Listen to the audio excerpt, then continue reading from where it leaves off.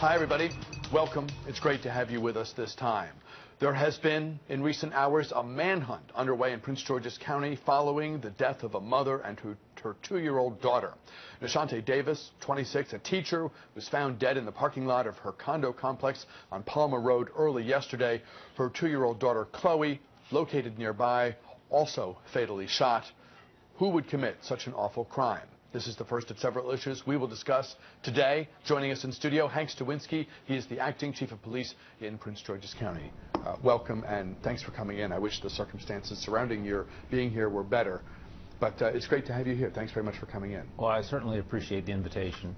Can you talk to us, Chief, about what you've learned in the hours since this awful crime was committed? Do you know who did this? At this point, Bruce, we have a person in custody. They have made admissions with respect to their involvement in this murder, both murders. This is a profoundly sad set of circumstances, as I said yesterday, and we are confident that this will be resolved by the end of the day. The reality is that it shocks the conscience when you see a mother and a small child killed in this fashion, and for those reasons, the entire command staff of the Prince George's County Police was out on this scene yesterday. You saw Miss Angela also Brooks, our state's attorney, also come out on the scene yesterday.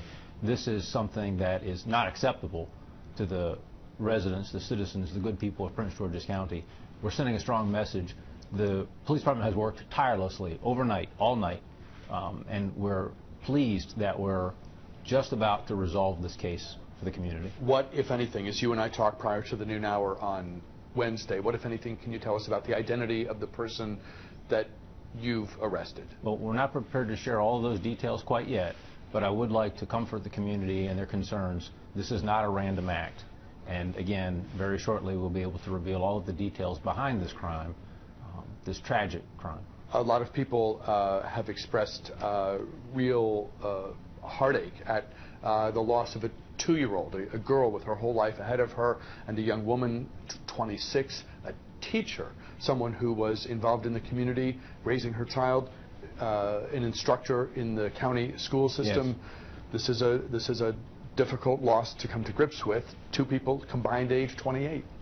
Well, at the end of the day, all such circumstances are a tragedy for a community.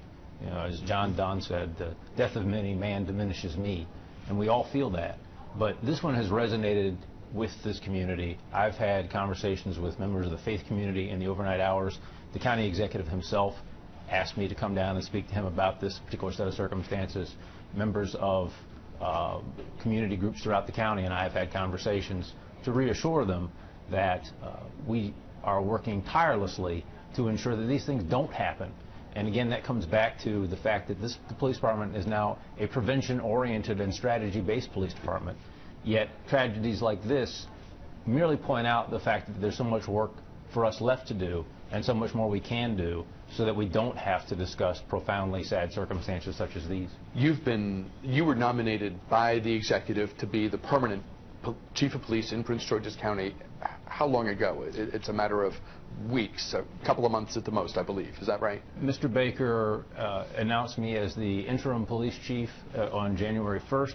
I took that role and then shortly thereafter submitted my name to the county council for confirmation. Tomorrow's your interview before the council. Tomorrow is an interview before the council. It's to them to confirm. It's the second step in a 2-step process. Second step in a 3-step process, I'm sorry, but yes. What am I missing? So there's a portion of the council and I will have a formal interview tomorrow, and then the council as a whole will sit on the 16th and there'll be a vote at that time. Gotcha. Your life has been about police work. Can you give folks a sense of your background and what drives you, what draws you to this work and this mission? Well, I'll take that back to my father, who was a Prince George's County police officer from 1956 to 1980. And in my father, I saw qualities that I very much admired growing up. The thing about it was my father would go to functions, go to events, we'd walk into a room, and I knew my father knew things about the conversations, the subtleties of interactions with people that other people didn't see. And that resonated with me. And I wanted to know, really, where that came from. And I had conversations with him as I was growing up. How can I best serve my nation, my community? And he said, you know, Hank, this is a noble profession. And there is nothing you can do, no better way to spend your life than to helping people. And that resonated with me. So after I graduated from college, I applied to the Prince George's County Police Department. I was born and raised in Prince George's County. I didn't want to do this work anyplace else. We were in a hiring freeze. 2 years later, I was admitted to the Police Academy in 1992. And from 1992 until present, I've been serving proudly as a Prince George's County police officer. How old do you think you were when the idea first occurred, when it first occurred to you that you could do what your dad did, and where maybe it seemed more likely than not that this was the path for you? So a couple of really brief stories. One was we would travel to the police station when I was very young in the police car, and we would go there to pick up his check, and I would talk to the other officers, and I was Hank's son, and I felt a real sense of camaraderie and a real sense of mission from the men and women who I interacted with as a small child. And then the other one I'll offer to you was that every day when my father would go to work, he would pull out of the driveway if I was home, and he would turn on the overhead lights, the red and blue lights, as a way to say goodbye. And I do that for my daughter now. And it was in these formative years, as I interacted with the men and women who were policing, and with my father, and with the trappings of police work, that I said to myself, you know, I think there's something there for me. I think I have a calling to this. How did you deal with the danger aspect of it, the thing that is not unique to policing, because military families deal with it, fire rescuers to a certain extent deal with it, the notion that when you kiss your loved one goodbye in the morning, or when your dad, you know, in your case, you're a kid, you're looking out the window, you think and you hope that your dad is going to turn on the lights before he drives away, is that thing that you have, that special connection moment that you have.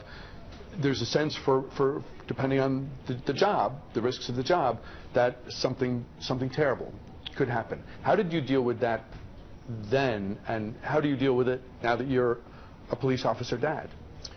Well, it's the process of acculturation. So as you contemplate this career, you know that the potential for dangerous interactions or potentially fatal interactions are potential outcomes.